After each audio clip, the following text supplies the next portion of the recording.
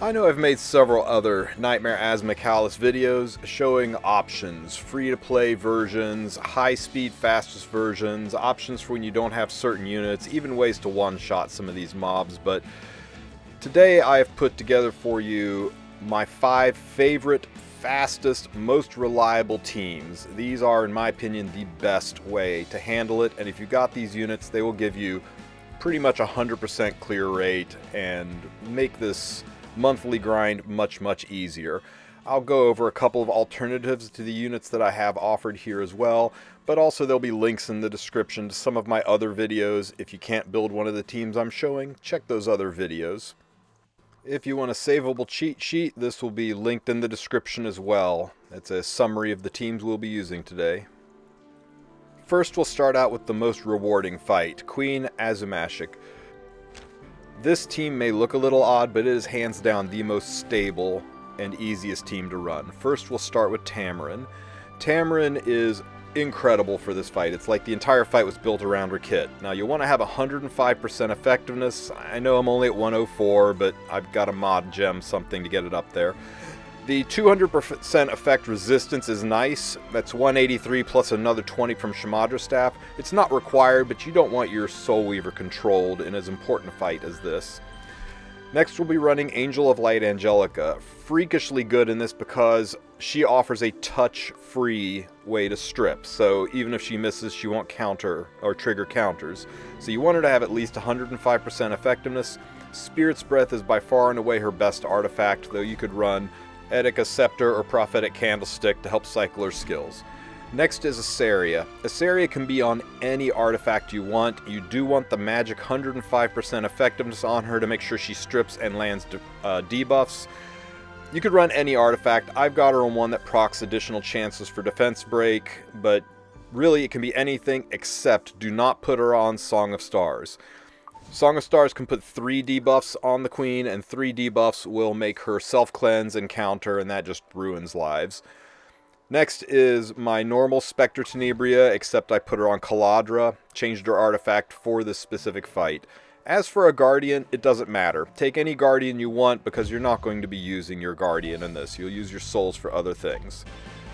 Now, once you get to this spot, this is the last fight before the Queen, so you want to make sure you either do this on manual or you turn your skills off, because you want to have all your skills ready for the fight. So make sure for that last fight, you just do your S1s. You can S2 on Tamarin, of course, to heal, but make sure everybody else's skills are ready. You want to go into this fight full skills. Before the fight, do a little self-maintenance, drink your potions to make sure you're full health. And also, our camping is only in the 0 to 30 good range. We want to get it to that plus 31 great range to get extra 5% health for the fight. So go ahead and camp. It doesn't really matter which camp choices you pick.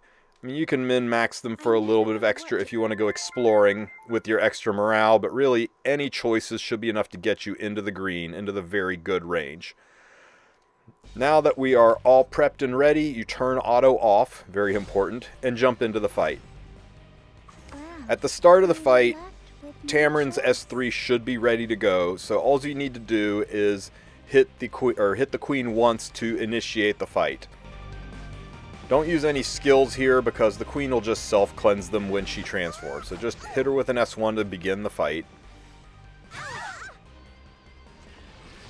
Now at the start of the fight, Queen hits everybody with this Queen's Binding debuff. And the Queen's Binding basically paralyzes you and locks you at the 60% CR mark. That's what makes Tamarin so good here.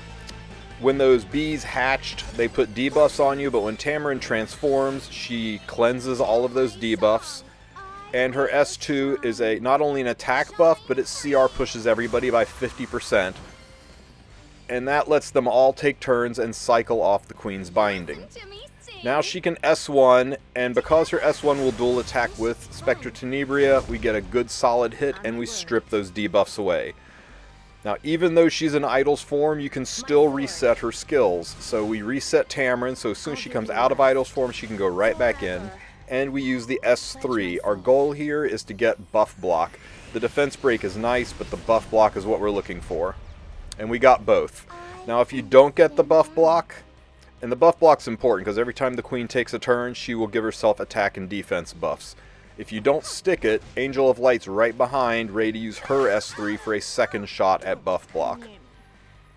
Now that we got the buff block and the defense break up, we start chipping the queen down. You ignore the bees for now, and everybody just hits the queen. We want to get the queen as close to 50% health as we can without going over 50% health. If you take the queen's health below 50% by attacking her, she will transform and you'll go straight into phase 2. We're going to run a little bit of a cheese here that lets us delay phase 2 as long as possible. So you want to pay attention to how much damage your Spectre Tenebria is doing. I think we can do one more successful attack on the queen without pushing below 50, so I'm not going to transform Tamarin. Oh, dual attack.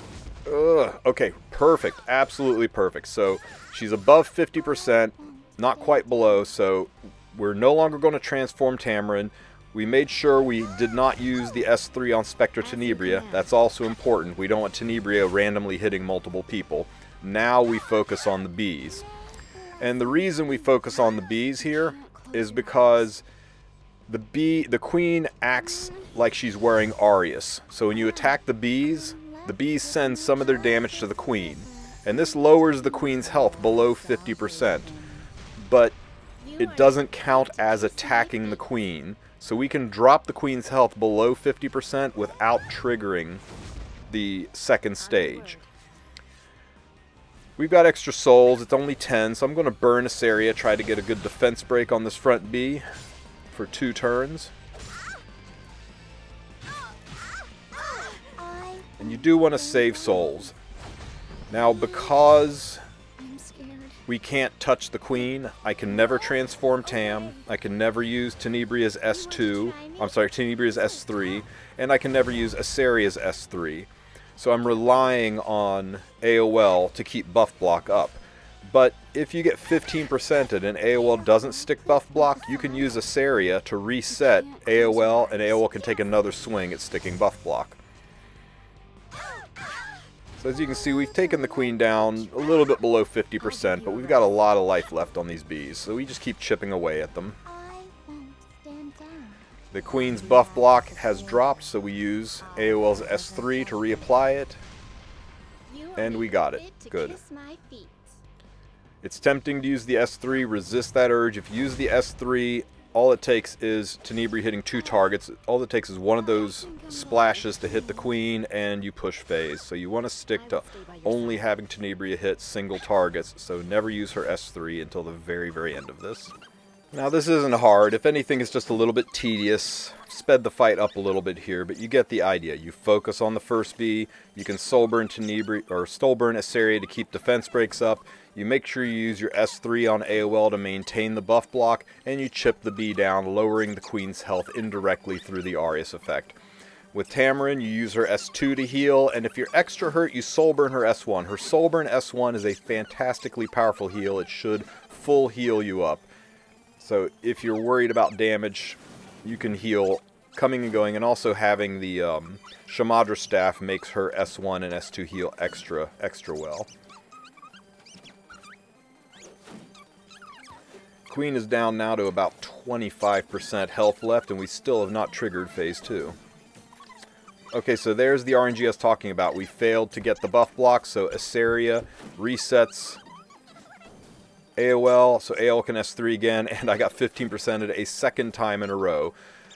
But that's okay. We stick with the plan. We keep chipping away at the front ad. It's dead. Now, we don't push phase until 2 things have happened. 1, we've got buff block on the queen, which we do. And 2, most important, you're pretty close to full health. Now, everybody's healed up. We're close enough to full health, we should be fine, because when you push this phase, you do take some attacks, so you don't want to do this when you're hurt or when the queen has buffs. We'll go ahead and launch the S3 for extra damage, taking the queen down to about 15% health, and it's just like the start of the fight. The queen does her S3, puts queen's binding on the back 3 units, the eggs hatch, putting debuffs, but Tamarin is ready to transform. So we transform, cleansing all of the debuffs. Because we healed up before, we took that hit well enough, we can S2, heal any additional damage that we took. Everybody passively takes their turns. And we're good to just go ahead and S1 here. This should be fun. Careful, please move aside. So we can't hit the queen with AOL because the queen has got buffs up. If you hit the queen when she's buffed, everybody will counterattack you. So we just take a pause. Stay by your side. I'm going to go ahead and, I guess, reset Tamarin. No reason not to. I'll give you a rest. I should probably hit one of the ads to be safe, but I'm going to go ahead and S3 the queen. Hopefully I don't get 15%ed. We strip and apply buff block. Easy. Okay, so the last part is making sure everybody is healthy. Everybody is healthy. We can definitely take the poisons at the end, so we just soul burn the queen to death. Not bad. I'm waiting. Wait for me. By the way, Arky does not work on this floor, neither does DDJ, so don't try to Arky through this part. Okay, at the end you get hit with all of these poisons. If you took Kazran, I guess you could use Kazran if you have the souls for it, but it's really not necessary. As long as you make sure you're healthy going into this last phase, the poisons don't bother you at all. Tamarin's going to be able to cleanse, or to do her S3, which will heal everybody up, so we'll definitely be fine here. I'll do my best. If you didn't have the S2 ready, you could soul burn S1 for healing as well. And this is just a waiting game. You're waiting for the queen's special buff to drop, and then the fight's over. I don't think I've ever failed using this team. I guess theoretically it's possible you get incredibly unlucky with multiple back-to-back 15%, but so far I found that this is the most stable team. If you don't have Spectre Tenebria, you can use Landy in her place. She works fine.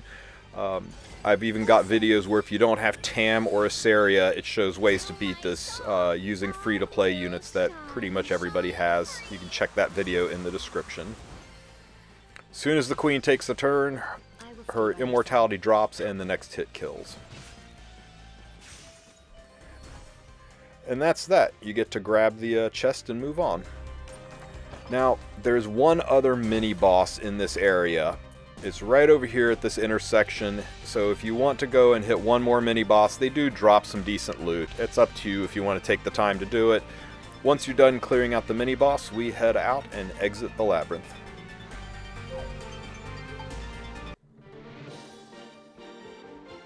That was a great run, and I know you guys are appreciating the tips in these videos, but are you ready for the best tip of them all? Hang with me on this one. It's going to sound like an advertisement, and that's because it is, but you really want to hear this one. Do you like saving money? Do you like discounts? Do you like coupons? Do you like getting points back on your purchases, where these points can be spent just like cash in Epic 7? I have some exciting news from Huawei App Gallery. They've just launched an incredible cashback offer, so let me first walk you through how to get these deals. First, you'll need to grab your Android device, or in my case an emulator. Install a browser real quick if you don't have one, then head over to the Huawei App Gallery, link in the description, and install the app. Now you'll have to provide birthdays and emails and phone numbers, all the basic stuff app stores that are processing money ask for, nothing out of the ordinary. Make sure when you enter your birthday, even if you want to lie about it, you make sure you pick an age that makes you at least 17 years old, or you'll get stuck behind the child account wall. Now, one tip I will give you is change your country to Switzerland. It seems to have the best in-game prices right now for European countries. Once installed, you'll need to check that HMS Core is also installed. HMS Core runs in the background. It just makes sure that your in-game purchases count towards your points. Now install a new instance of Epic 7 via the Huawei App Store and make sure that this instant is where you make your purchases. Now head over to the features section and take a look at the promotions. And look at that. This month we have a special deal out there for Epic 7. 15% back in coins on your purchases. No limit, no tiers, no caps. Not to mention other special bonuses and coupons available on this site. It's really simple to get this set up and going, but if the process still confuses you or you hit a stumbling block, head over to the official Discord, also a link in the description. There you'll find tutorials and a helpful team of people ready to answer your questions. Huawei runs promotions on a regular basis and often hosts giveaways in their Discord, so make sure you join. So what's stopping you? With all these buff events going on, it's where I'm getting my leaf packs. So the next fight is what I used to consider the hardest fight in Nightmare Raid, but this team makes it so easy. I would go so far as to say this is a 100% success clear team. First we'll use Bologna. Now you might be thinking I'm crazy for using Bologna because she drops debuffs. She only drops one debuff, and if you prep properly, it's not that big of a deal. First, take off her EE. Her EE gives effectiveness, and none of the EE skills really help for this fight. Second, build her with good damage, and don't put any effectiveness on her, so she's at her base 30 effectiveness.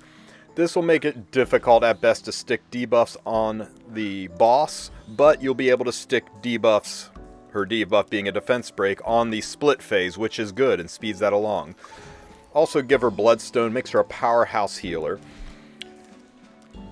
Zahak is practically required for this fight. There are ways around it, but Zahak brings an S1 skill that you can burn for only 10 souls, and that is really, really useful. He also cleanses on his S2 and does terrific damage.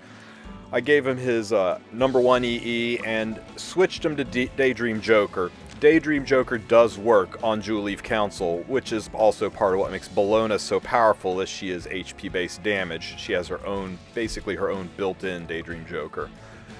Next is Rowana. I put her on Stella Harpa to assist with knocking debuffs off of people. Rowana is fantastic in this fight. And last is Destina. Destina has incredibly high effect resistance, so it makes it difficult to stick debuffs on her, though some of the Venoms do ignore ER. It'll keep most of the nuisance stuff off of her. Her S1 EE will help cleanse debuffs when she S1s, and you could put her on pretty much any artifact.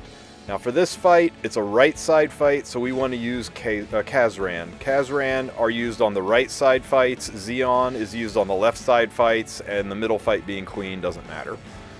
Xeon, we may or may not use him, but he does provide a cleanse that can really save the day in a pinch. Now, we're going to stop short of the Queen and talk about this mini-boss first. When you get to this intersection, you have to fight a mini-boss called the Greedy Raqix Flying Troop.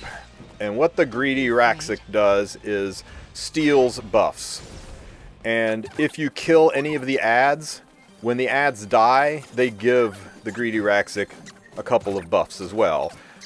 So you need to make sure that you just hard focus the boss first, killing it first, and doing so without doing any buffs. You don't want to use Zahak's S3 like I just did there, because the boss can steal that gold shield. You don't want to use the S2 because the boss will steal the attack buff. You don't want to use Rowana's S3 or the boss will steal revive. And if you kill those little troops first, then they'll give the boss buffs. And I got this thing down to 10% once, and I killed all of the little adds, and they gave him 3 stacks of continuous healing and a immortality barrier, so I couldn't kill him, and he kept healing up. It drove me nuts. This fight's super easy. If you manual kill the boss, then you can throw it back on auto. But if you try to auto this fight, there's a chance you might die, just because of how many buffs the boss can get. So that's the trick to this fight. The next fight is the last one before you fight Council. So make sure for this fight, you turn all of your skills off, or you do it on manual. So it's this fight right here on the map. Have all your skills off, or do it on manual, so that you can enter the Juleeve Council fight with all your skills ready to go.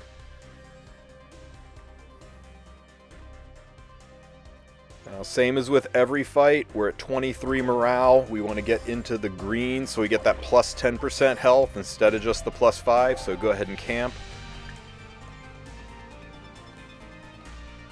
It doesn't really matter what camp choices you make, so you can pick any of them.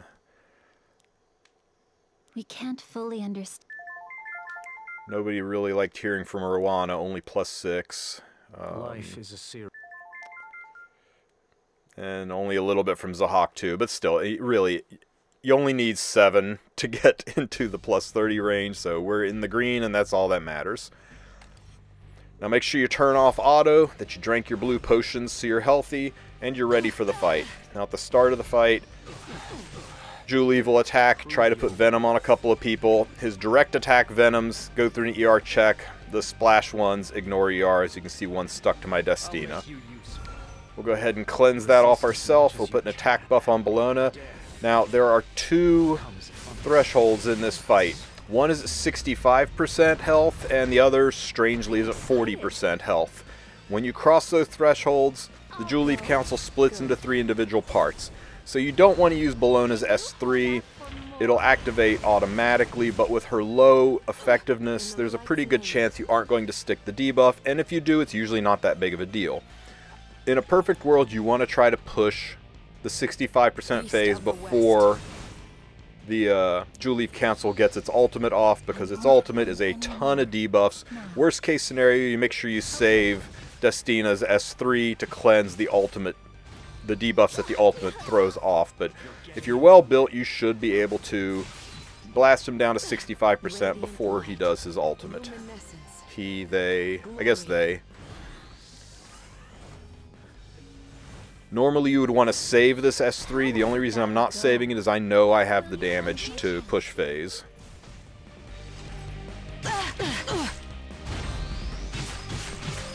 This is just the beginning.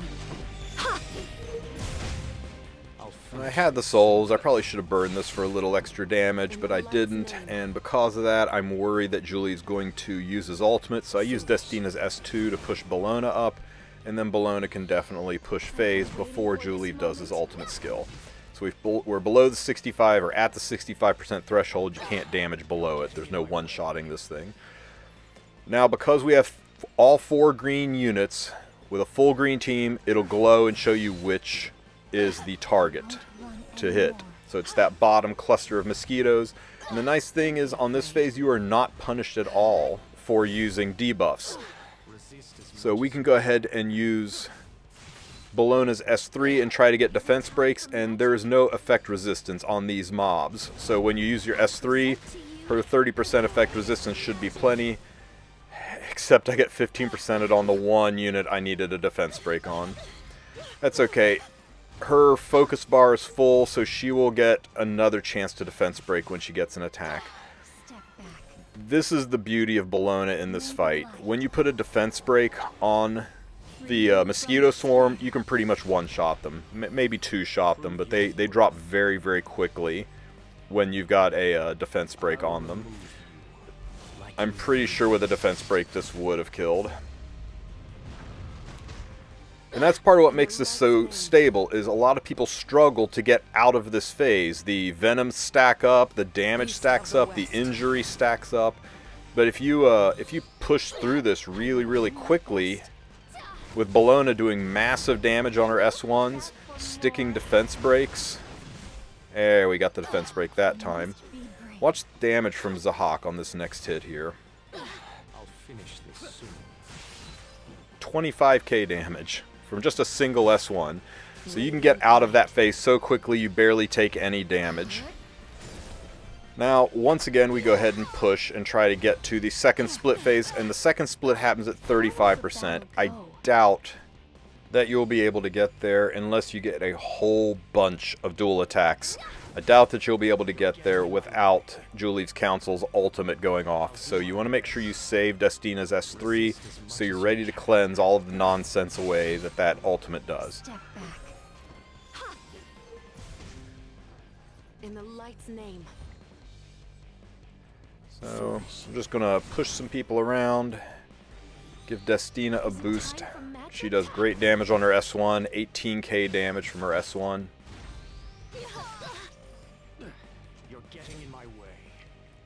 Now you see the Juleeve Council's ultimate is ready. You can see the little white R underneath of its ultimate skill on the top center bar. Once it does that ultimate skill, it puts a ton of debuffs, including a heal block on your team. And it's important to get rid of that, because with the heal block up, Rowana and Bologna's Bloodstone aren't doing any good for us. But Destina rolls in with her S3 and just makes all of that mess go away. And now it's clear sailing to get to 35%. I've got the extra soul, so I go ahead and burn it. Hey, nice dual attack, that helped. And we're at the 35% mark. I'm saying 35%. It's actually 40%. The second threshold is at 40%. Once again, we know exactly who to hit. It's going to be the bottom mob again. Bologna's focus will be ready so that after she S1s, she'll automatically S3. So on her turn, I'm going to just S1 and try to stick the defense break.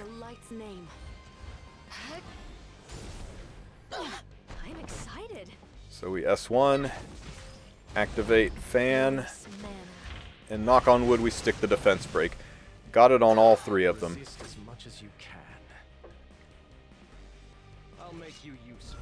I'm S2ing just to push Bologna up. I lose the attack buff as soon as I launch it. Look at this S3 damage. Almost 40k damage in one hit. The very next hit's going to kill that mosquito swarm. So as soon as Bologna takes a turn, it's over for them. In fact, I'll just go ahead and push Bologna up, heal her, and end this phase. So in 2 hits, we burst through the split phase. Look how little damage my team has taken. More importantly, look how little injury I've racked up. And we're already in the final phase. Now at the final phase, Juleeve Council gets this noxious toxicity buff. And to get rid of it, all you have to do is soul burn a skill. We've got a ton of souls. And Zahak's S1 skill is a 10 soul burn. So we just burn it and launch it.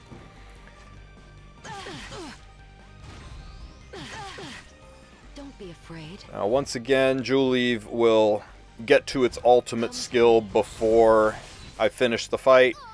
So in a perfect world, you want to have Destina ready, but if Destina is not ready for the cleanse, you've always got Kazran in your back pocket in case of emergency. Step back.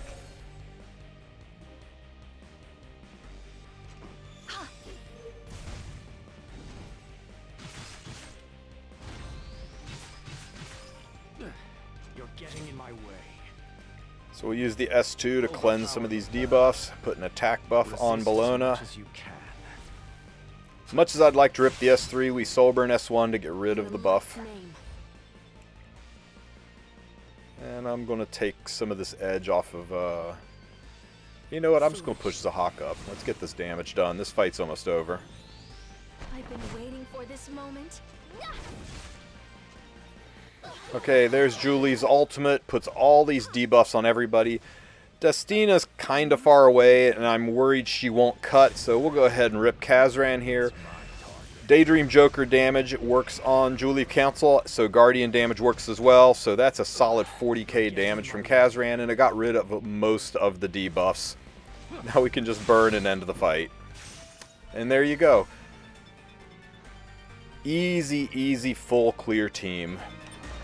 So we grab our loot. Now if you look on the map here, if you want to grab the mini bosses, they're in this bottommost corner and in this topmost corner.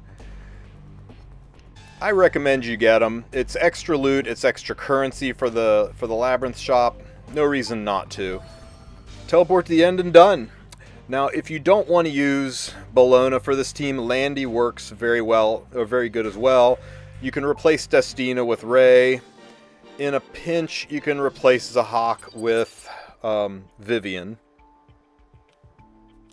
Roanna, I think she's kind of hard to replace. She pulls the whole team together, but you could run Ray in place of Roanna as well. Ray, Destina, Zahak, and Landy or Bologna. But this team, in my opinion, is the most consistent.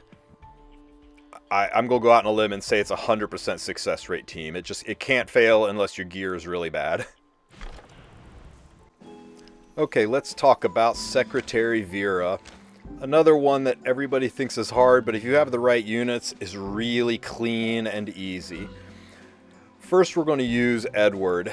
I know, limited unit, but again, this isn't free to play. This is my favorite fastest teams. However, you can replace Edward with Fire Sirmia. She will work really well in Ed's place. She's just a little squishier, and you don't get the nice dual attack buildup at the end. Fire Charlotte is an awesome alternative as well, especially if you're lacking the AoE damage to kill the mobs in stage 1. And Fire Ravi is also a really good choice, especially if she's on a counter set. So you do have alternatives to Edward, but Edward is hands down the best for this fight.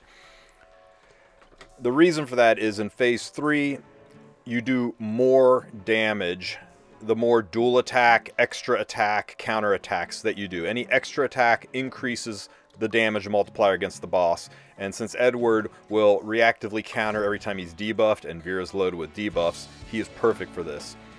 Likewise, Lilias is fantastic for this because she's a source of non-stop dual attacks.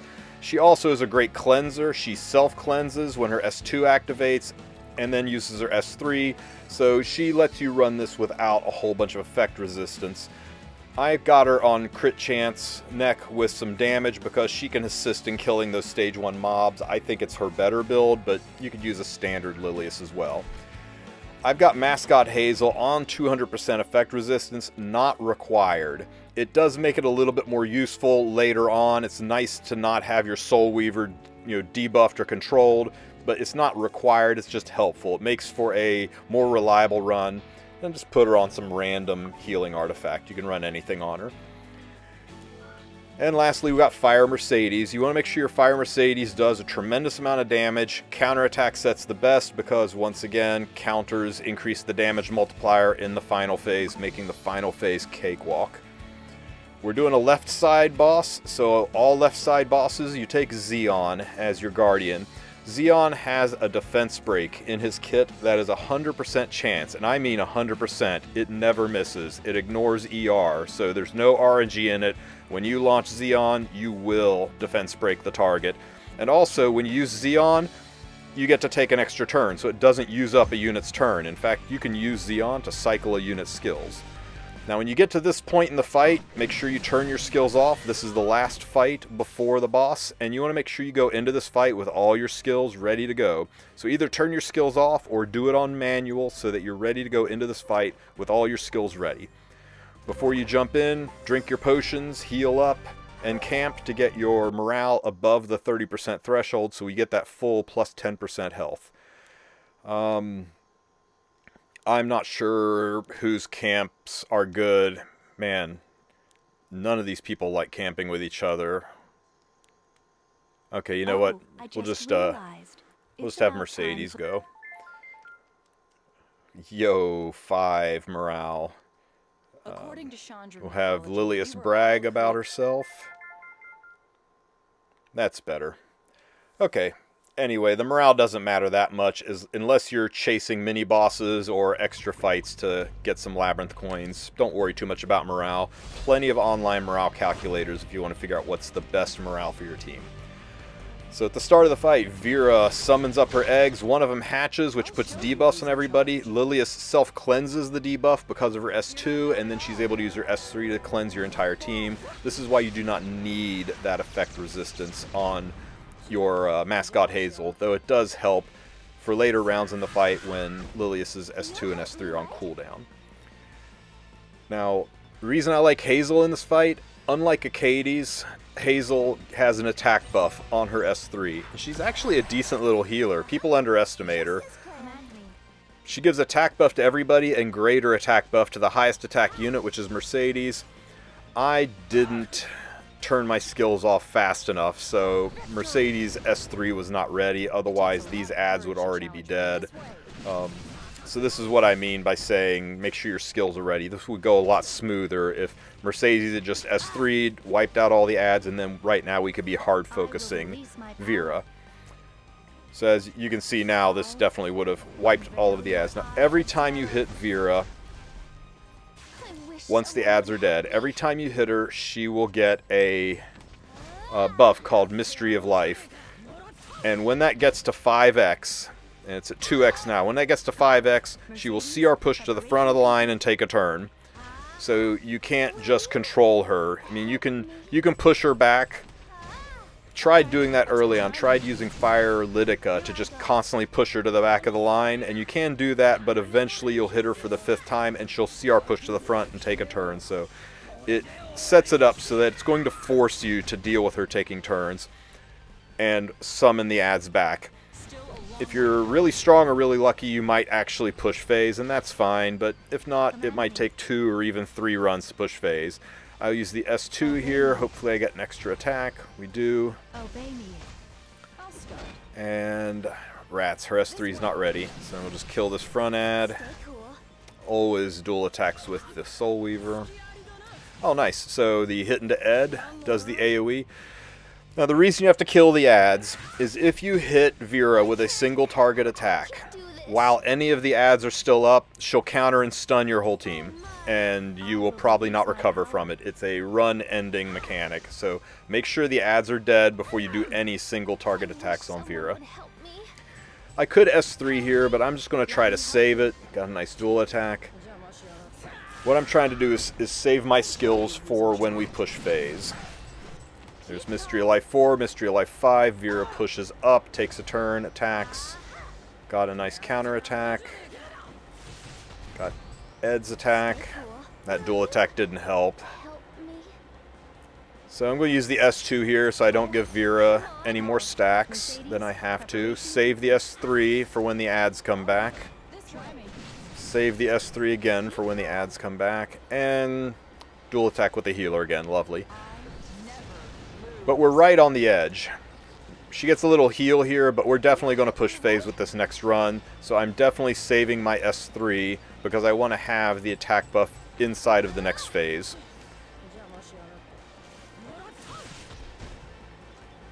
Attack, attack, and that makes Ed counter. Lovely.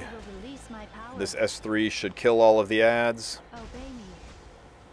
Oh, well, this S3 will kill all the ads. Maybe I could have attack buffed, but I really wanted to have the attack buff ready inside of phase 2.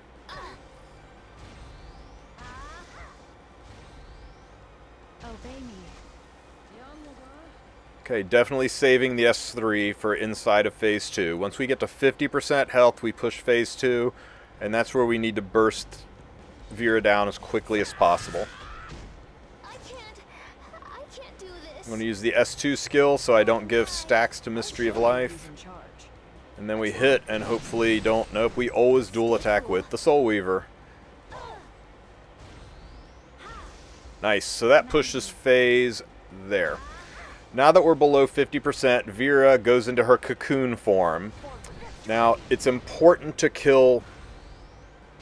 There we go. It's important to kill Vera before she hatches. When she hatches, she will do fixed damage, and if she's above like 20% health, the fixed damage can wipe you. So we use Xeon right out of the start, and this will put defense break. Can't be resisted, and it gives an extra turn, which will help cycle your skills if you need it.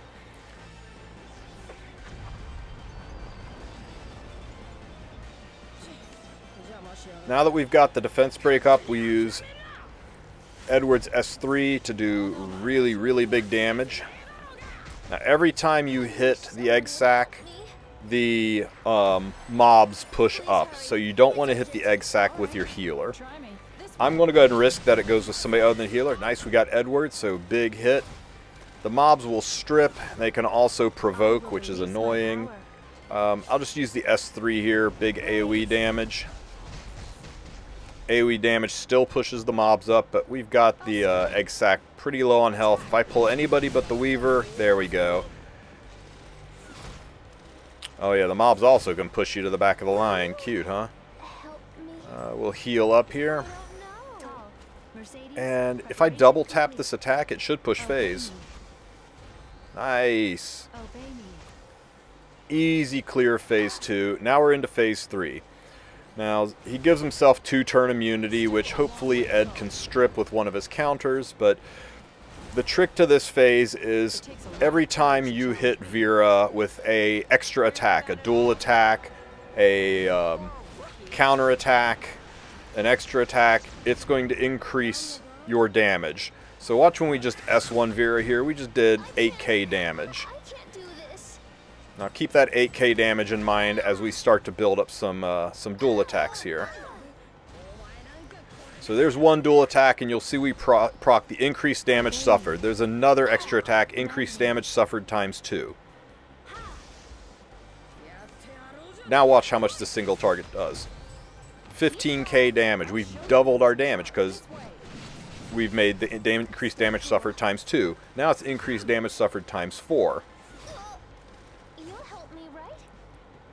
We'll go ahead and heal up and attack buff everybody.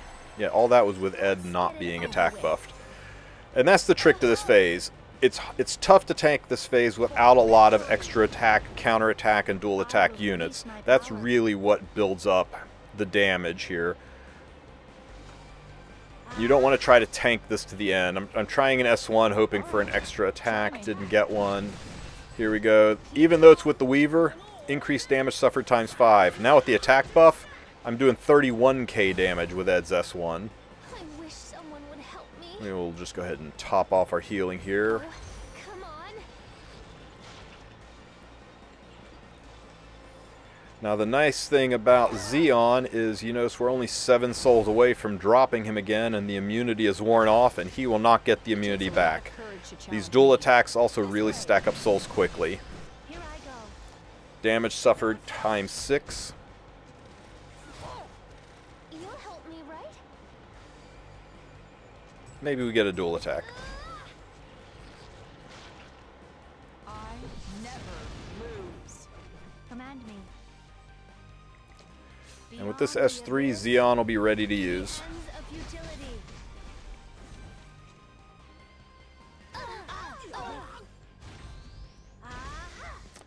Damage suffered times 7 with that counter attack.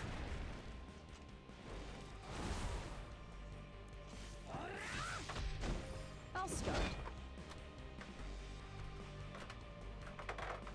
Do you handle that? I'll go ahead and cleanse that attack buff off of Mercedes.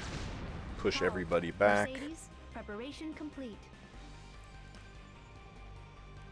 Okay, so I'm checking real quick to make sure Helga's S3 or Hazel's S3 is ready. It is, so I can safely go ahead and use Xeon here.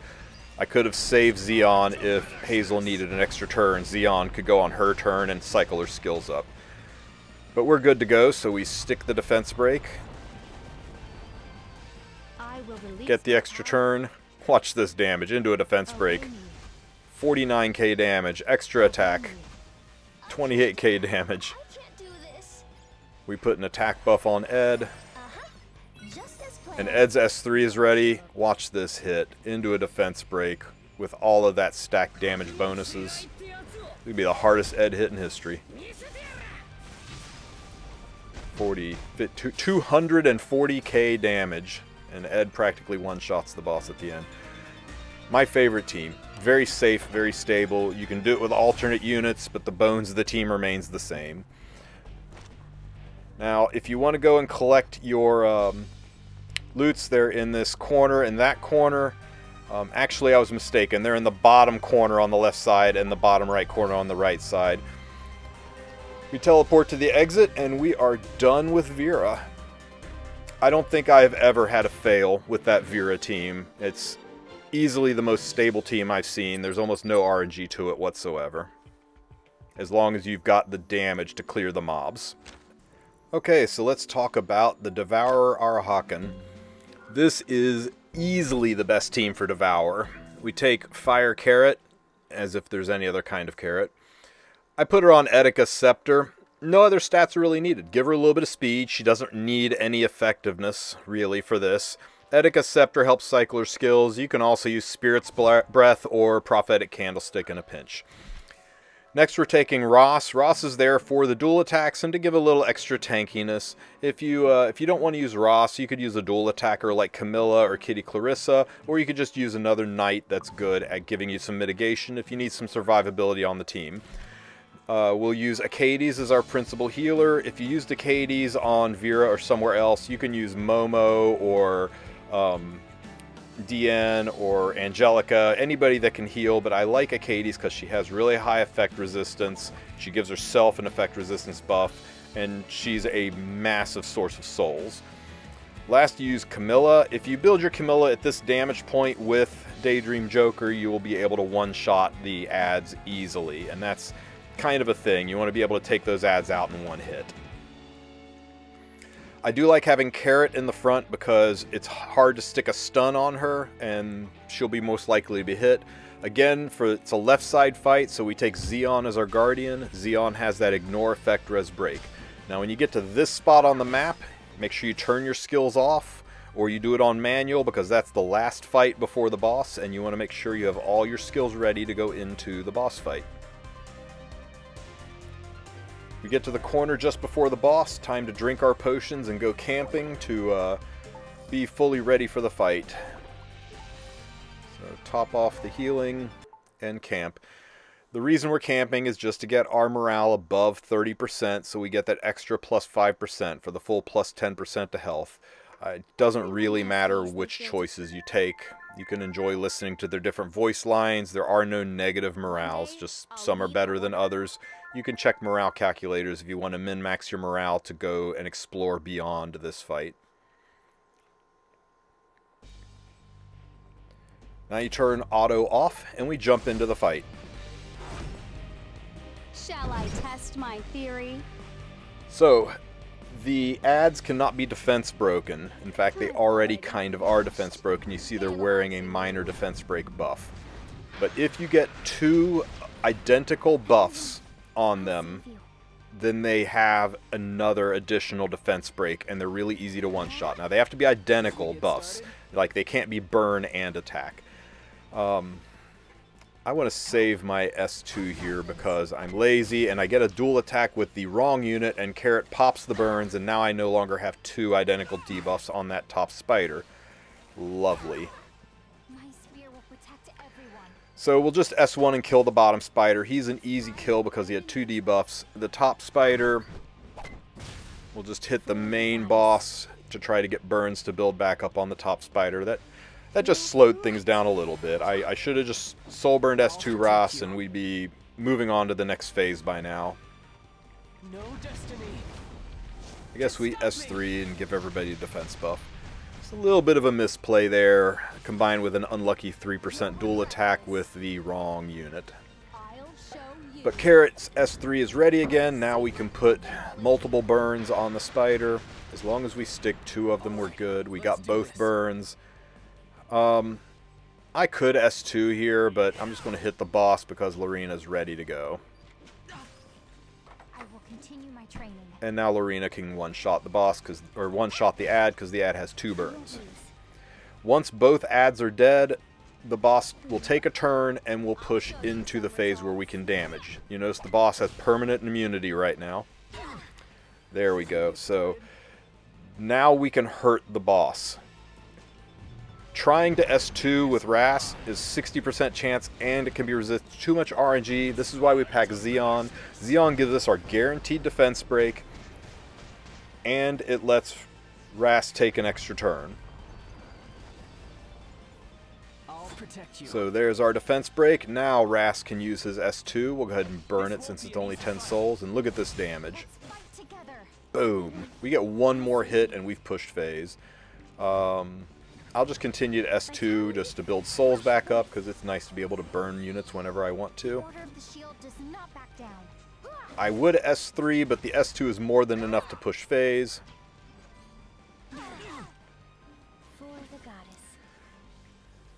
Unfortunate stun on Lorina there, but I think my Acades is fast enough. She'll cut. So we rip the S3. That will put burns on everybody.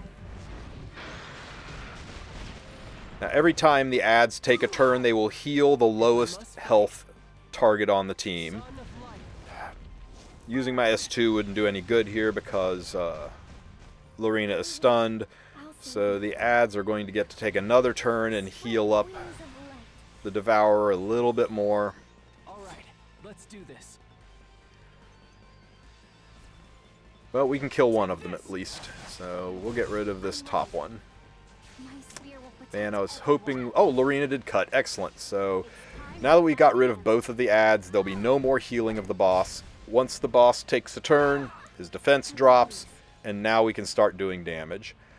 Now, there's no way we're getting Xeon back in time, but Ross has got that defense break in his S2, so we'll get it here, right? 100% chance to... be 15%ed. God, it procced and was resisted. That means we got 15%ed.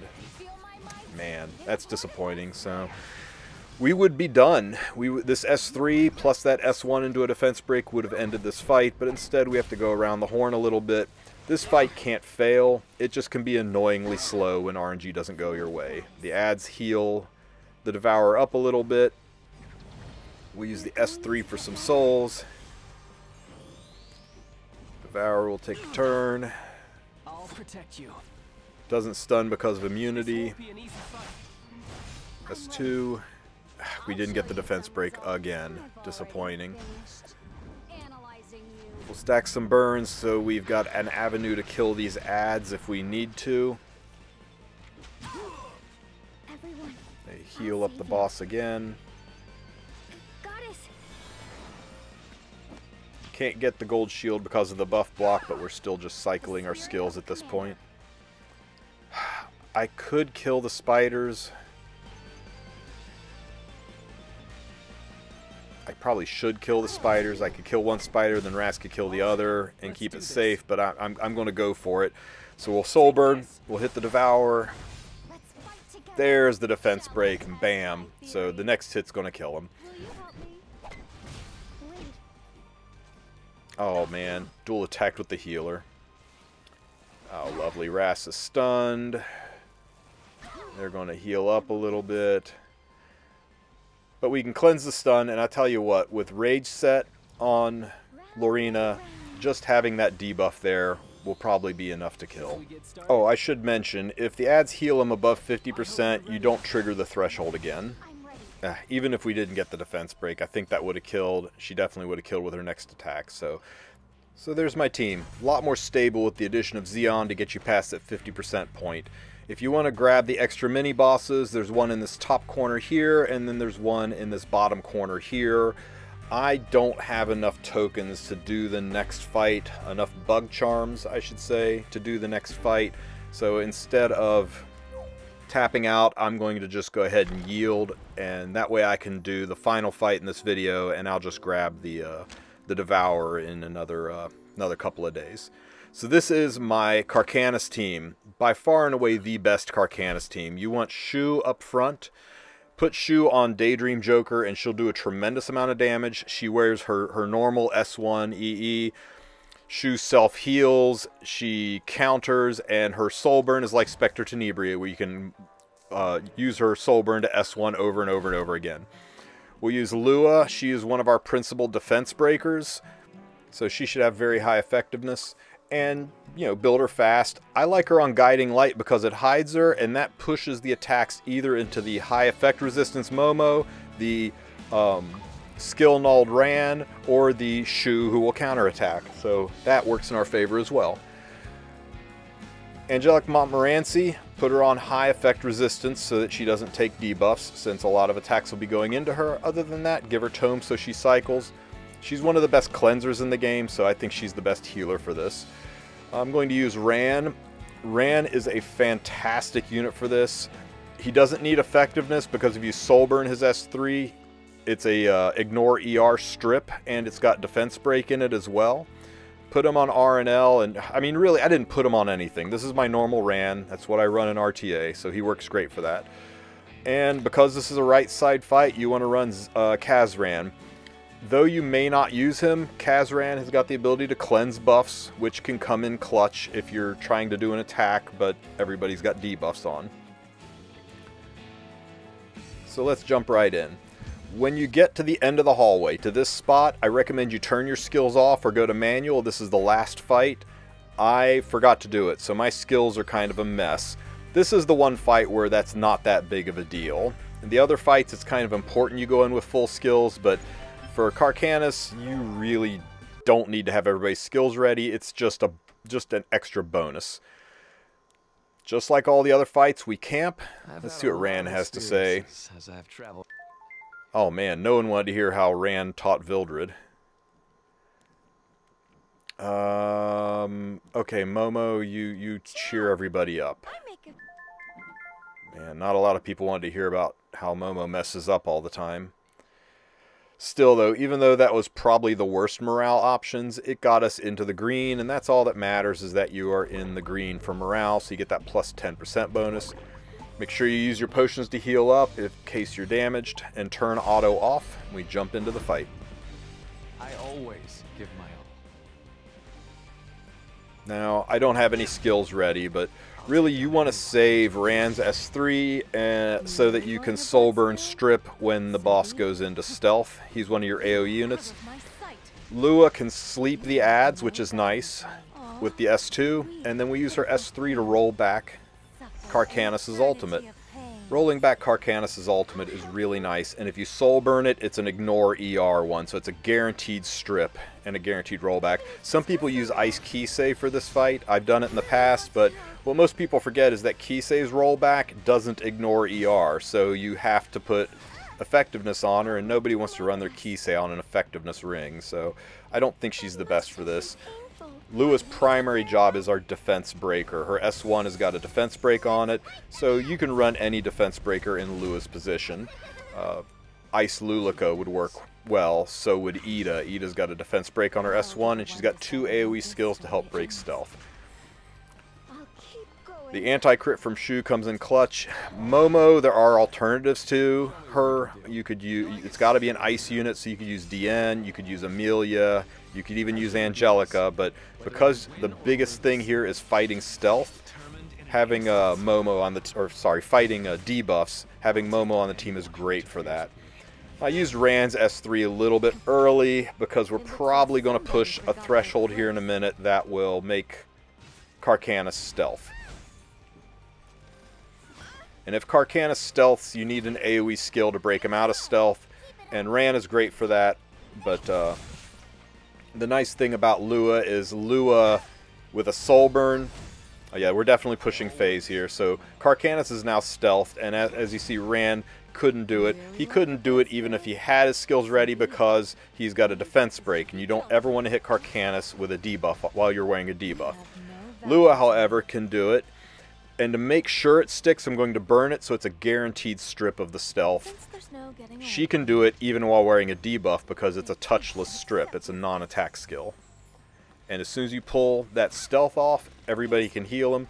Karkanis takes a turn while stealth, he will self-heal. So you want to make sure you have ways to get rid of the stealth, or Karkanis will just heal himself back up to full while you sit there helpless to do anything about it.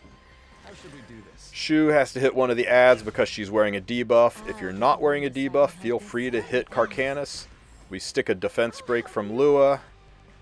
I'm going to put immunity on Shu. Maybe it'll help protect her a little bit. The adds do strip, though, but it's an extra layer. No way you're debuffing my my Momo. I got a nice counter attack from Shu. I'll take down anyone who interferes with me. S2 to put immunity on everybody, and Karkanis is ready to do his ultimate, so I'm just going to S1 and save my S3 just in case I need it. Well, S1 to top off that defense break. We didn't top it off. S2 for really big damage. And there we go. We pushed phase. Now he's got the speed buff. This is the part where it gets crazy easy. You would think this would be the hardest part of the fight. Karkanis is doing injury. He's doing all these extra attacks. The adds are spamming debuffs. The immunity kept us healthy, but even if there was no immunity involved, Momo can cleanse everything. Now I can soul burn Rand, ignore ER soul burn, and the reason for this is I'm going for a defense break. Rip away that tiny shield, and I got the defense break. That's nice. We'll go ahead and sleep one of the adds here. Got it. We'll just raw S3, no reason to burn it. And not a single person will ever remember your name. That's fine. That's fine. Keep going. Rand's looking a little threadbare here. We'll go ahead and heal him up. That skill null saved Rand's butt earlier. Now here's the best part. Defense break, lots of souls. Burn her just like Stenny. Smack, burn again. Do I get an extra attack? I do. Burn it one more time. Even without that dual attack and without this extra jump in, Shu could have just S2'd, and this fight is over. Incredibly stable, very fast, very easy. Most recommended Karkanis team. So we grab our loot. If you want to go after the mini bosses, they're located in this corner and in this corner. I recommend you teleport back to center, and then you can walk your way back to get those bosses. That's the most morale saving route. Before I jump out, I want to show you this last boss. This last boss is a commander type boss, and the commander types give instructions to the entire team that when they're hit, they CR push the whole team. You'll notice on the CR bar how everybody moved up there. So the way to do this fight is to kill the adds first. Once you kill all the adds first, then you're free and clear to kill the commander. A lot of people try to auto this and they fail because everybody CR pushes the whole team when they hit it, even your healer, and it's just 4 units or 4 attacks hitting the commander, 100% CR pushes the team, so you almost never get a turn, and the adds just wipe you. But if you kill the adds first, once the adds are dead, then you can put it on auto, and it's a really fast and easy clear. Especially if you have souls, you can do just what you did to the to Karkanis. I've got that one add asleep, so he never even gets to take a turn, even though he's being pushed. Shu just rips through the boss. We'll be done before you know it. And there we go. Oh, wait, I suppose I have to kill him, too. Smack. And that's all the mini-bosses dead, if you're interested in clearing them. I just wanted to point that out because it's a nuisance mini-boss that can kill you. Now, of course, I jumped into the shop off camera and grabbed the necklace because I'm not going to have enough to go in later and get it. And that's it. All 5 Hell Raid boss or Nightmare Raid bosses, my favorite teams. I hope this helps you clear it better. I know chat is going to be filled, the comment section is going to be filled with, this is the team I use, and that's great. Please suggest teams that you use for other people to see. But these are my picks. These are my favorite teams. These are the ones I use every month. They're the cleanest, fastest, and most consistent for me. I've yet to find any that do better. Now let's roll all this great gear we got. I don't want to roll this. This is garbage gear, but we'll give it a shot, and it rolls a 9. Okay, so... and an 8. So I guess we're doing this. Even though it started darn near minimum rolls on all these stats, 5s being minimums, I can't walk away from a 9 and an 8. And a 7. Okay, you know what? This is usable. 4 speed, okay. All these really high rolls are saving this garbage piece. My maid Chloe may be getting new armor if I can get a really big health or defense roll here. Defense would be better because I can mod the health up to 8.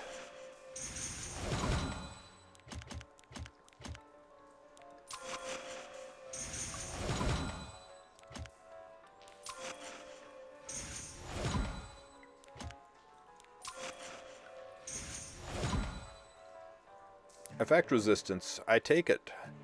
That was a 9 too. Okay, wow. So this is 93 minus 26. This is 67 gear score. Not bad considering the low stats that it started with. The high rolls really saved it, but even all those high rolls, we still only got to 67 gear score. Okay, let's just go with a full bank of reds in this one. Okay, we rolled a 4 crit, a 4 crit, a 3 speed, and a 6 defense. Those are some unfortunately low rolls, but you know what? It could be useful if we hit a high crit chance or another good roll in defense. Could be a nice bruiser piece.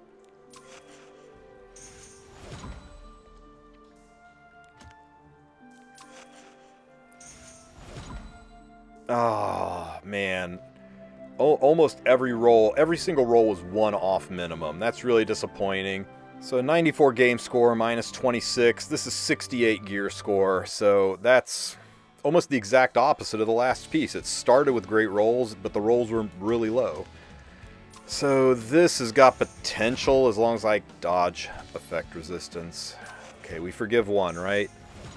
We don't forgive 2. 5 and a 6 into ER. This piece is junk. This piece, I almost don't want to roll, but hit sets like speed. I don't know what it is about hit set, but they're a speed magnet. Okay, so we're doing this, huh? Fine. Where would I use this? Okay, minimum roll into effectiveness. We forgive 1. Okay, you know, that was a... These are kind of low rolls. I guess a 4, a 3, and a 3. At best, this can be a 16 or 17 speed, which I guess is usable on some openers. So I guess we test it. We need to get a 4 or 5 speed. Man, a 5 speed would be great. I could handle it if this was 18 speed. It would be very usable.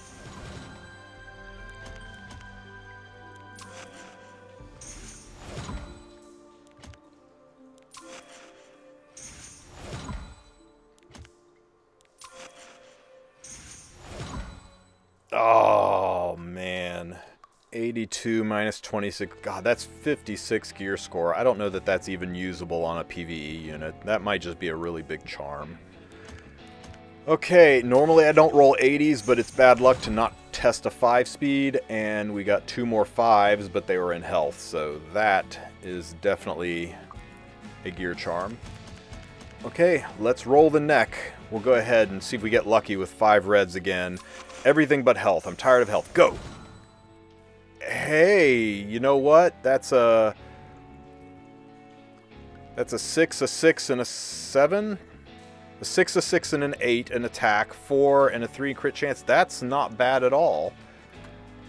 That's a 70 gear score and very usable, especially since it dodged health. I can use this on anyone. No, I'm pretty pleased with that. I will find a home for that. Well, thanks for sticking with me on some lucky gear rolls and some not so lucky gear rolls. I hope this this video helps you with your monthly nightmare run. Special thanks again to Huawei App Store for sponsoring this video. And if you have any questions at all, ask them in the comment section. Don't forget to join my Discord. And if you want to support my channel, make sure you like this video and smash that subscribe button right in the face. Have a great rest of your week, everybody.